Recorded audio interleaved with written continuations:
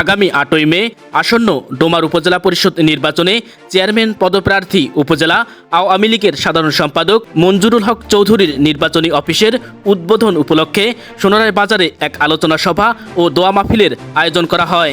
গত 29 এপ্রিল শুক্রবার রাত 8:30 পবিত্র কুরআন তেলাওয়াতের মধ্য দিয়ে মূল অনুষ্ঠানের সূচনা হয়। এদিন শত শত মানুষ মঞ্জুরুল হক চৌধুরীর আহ্বানে সাড়া দিয়ে দলে দলে অনুষ্ঠানে যোগদান করেন।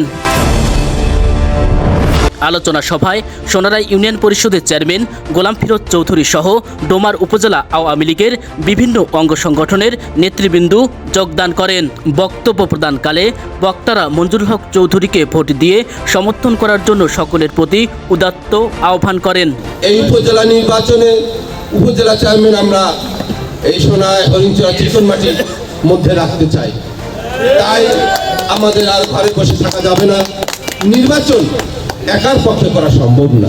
এটা যদি কেউ বলে যে আমি একাই নির্বাচন করে নির্বাচিত হয়েছি, তার মতো নির্বোধ আর পৃথিবীতে কেউ নেই।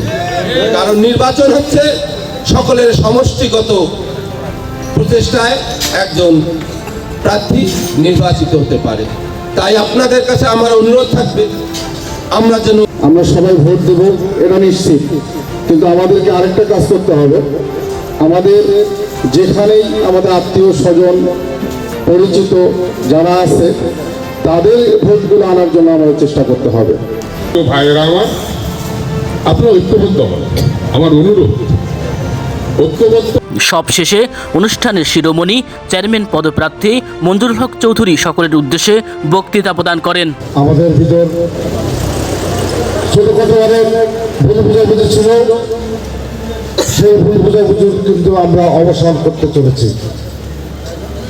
অনেকে আমাদের মাঝে গোসা ভেজা হয়েছিল, আমরা কিন্তু সেটা সংশোধন করে নিচ্ছি। আগামী 8ই মে উপজেলা পরিষদ নির্বাচন, এই নির্বাচন কিভাবে হবে? মাননীয় প্রধানমন্ত্রী শেখ হাসিনা আমাদেরকে গণভবনে ডাকলেন, আমরা কিন্তু সেখানে গেলাম। উনি বললেন এবারে কিন্তু নৌকা প্রতীক দেওয়া হবে না, উন্মুক্ত করা হবে। জনগণের ভোটে যে নির্বাচিত হয়ে আসবে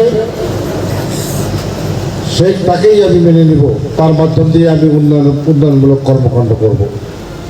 পরিশেষে দেশ ও জাতির কল্যাণ কামনা করে মুনাজাতের মধ্য দিয়ে অনুষ্ঠানের সমাপ্তি ঘটে। Anwar Hossain, village TV 96।